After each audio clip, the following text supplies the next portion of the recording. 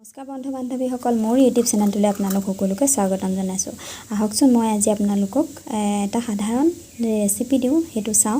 এয়া মই কঁঠালৰ গুটি লৈছোঁ। এতিয়া যিহেতু কঁঠালৰ ছিজন চলি আছে, সেইকাৰণে ভাবিলোঁ আজি কঁঠালৰ গুটিকে বনাওঁ। আজি মই কেইটামান কঁঠালৰ গুটি ল'লোঁ। কঁঠালৰ গুটিকেইটা ওপৰৰ বাকলিকেইটা গুচাই এতিয়া মই বইল কৰিবলৈ এনেকৈ লৈ ল'লোঁ। এতিয়া মই কুকাৰত দি দিম। কুকাৰত আপোনালোকে কুকাৰত নহ'লে বা কেৰাহীটো দিব পাৰে।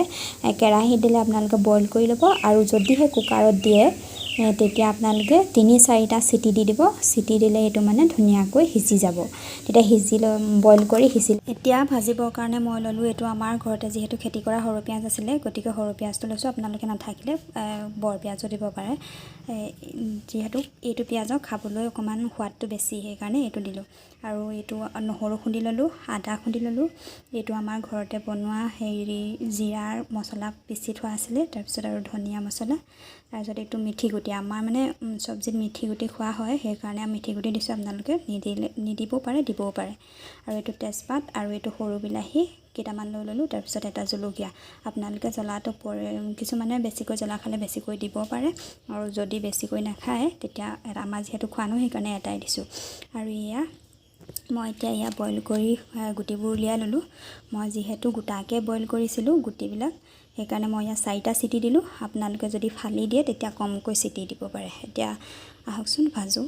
এতিয়া কেৰাহী গৰম হৈ গ'ল। এতিয়া তেল দি দিম। তেল দি দিলোঁ।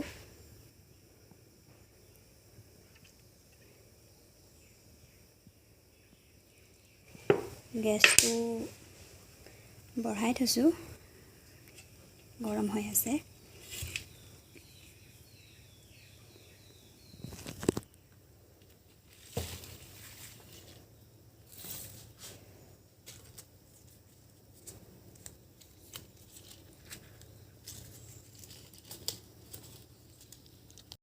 তেলটো গৰম হৈ গ'ল। এতিয়া মই প্ৰথমে তেজপাত দি দিলোঁ।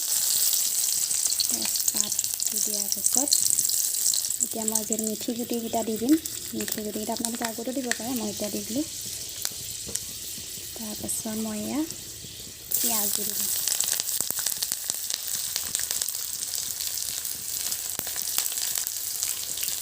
পিঁয়াজ দি লৰাই দিলোঁ। গেছটো অকণমান কমাই ল'ব পাৰে, মই অলপ কমাই দিলোঁ।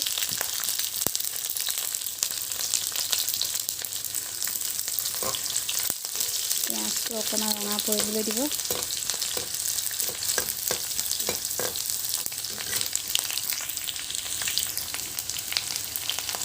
মই নহৰু দি দিম, যিহেতু অলপ ৰঙা হ'লেই। আদা দি দিলোঁ। জলকীয়াটো দি দিব লাগে, পাছত দিবও পাৰে বা আগতেও দিব পাৰে আপোনালোকে। এতিয়া মই এইটো লৰাই দিম।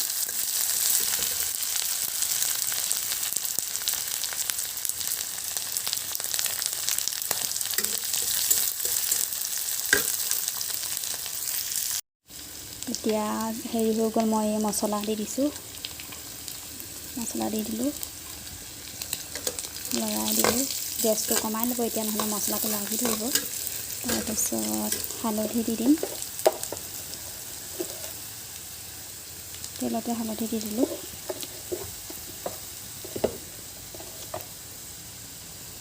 আপোনালোকে পৰিমাণ অনুসৰি দিব পাৰে। মই 1 চামুচ আৰু অলপমান দি দিছোঁ। বেছিকৈ ইয়াত মছলা ব্যৱহাৰ কৰা নাই।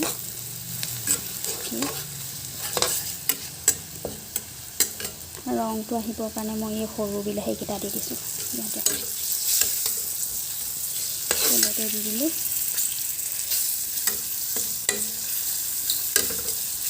এতিয়া অকণমান এইকেইটা সিজিবলৈ দিম। বিলাহীটো সিজি গ'ল। সিজা নিচিনা দেখিলে আপোনালোকে এনেকৈ লৰাই এতিয়া বইল কৰি থোৱা কঁঠাল গুটিকেইটা দি দিব। মই দি দিলোঁ। এনেকৈ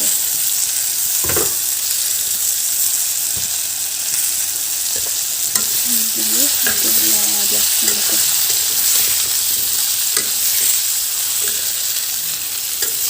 মছলাবিলাক লাগিবৰ কাৰণে ধুনীয়াকৈ এনেকৈ লৰাই দিব।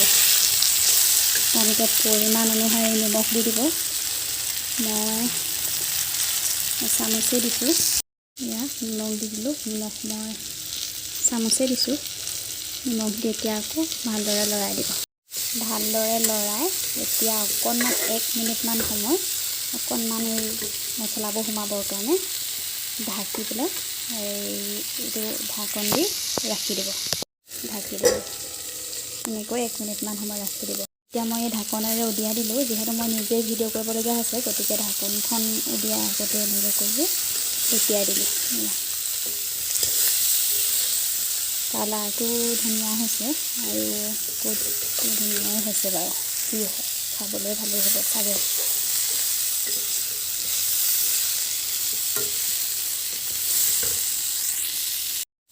এতিয়া মই এই গুটিকেইটা অকণমান পানী দি দিম। মই যিহেতু ইয়াত পানী লৈছোঁ যে, কিহৰ পানী, কঁঠালৰ গুটিকেইটা বইল কৰোঁতে যিবিলাক পানী থাকি গৈছিলে, সেই পানীৰে অলপ পানী দি দিলোঁ।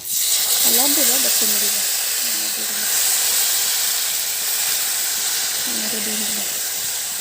বস্তুটো অকণমান সেমেকা কৰিলে খাবলৈ ভাল হ'ব। এতিয়া পানী দি দিলোঁ। দি পেলাই অলপ সময় এনেকৈ ঢাকন মাৰি দিব। মই আৰু অকণ দি দিছোঁ। আপোনালোকে চাই ল'ব, পৰিমাণ অনুসৰি দিব। সেইটো দি দিলোঁ। এতিয়া গেছটো মই বঢ়াই দিম। বঢ়াই দিলোঁ। এতিয়া আকৌ ঢাকনখনেৰে ঢাকি অকণমান শুকাবলৈ দিম। সেইটো শুকাই লওক। এতিয়া মই ঢাকনখন উলিয়াই ল'লোঁ। ঢাকনখন উলিয়াই এয়া চাওক, মোৰ অলপ শুকোৱা সেমেকা অকণমান আছে, বেছি নাই। সেইটো এনেকৈ এতিয়া মই গেছটো অফ কৰি দিম। অফ কৰি দিলোঁ। তাৰপাছত এতিয়া হৈ গ'ল। এতিয়া ঢাকি থৈ দিওঁ। অলপ সময় আপোনালোকে খোৱাৰ আগত তেনেকৈ ঢাকি থৈ দিব। যিকোনো বস্তু বনোৱাৰ আগত তেনেকৈ ঢাকি থৈ দিলে ইয়াৰ গোন্ধবিলাক মানে ইয়াৰ ভাৱটোৱে অকণমান খাবলৈ ভাল লাগে। এনেকৈ ঢাকি থৈ দিব 1 মিনিটমান সময়, 2-3 মিনিটমান বা 1 মিনিটমান সময় ঢাকি এনেকৈ থৈ দিব। তেতিয়া খাবলৈ যিকোনো বস্তুৱে ভাল হয় মানে। এতিয়া খাবৰ কাৰণে বাঢ়ি ল'লোঁ ভাত। এয়া ভাত আৰু এয়া চব্জি, কঁঠাল গুটিৰ, আৰু এয়া নেমু দিয়া দালি। এনেদৰেই আজিৰ সাজ আমাৰ।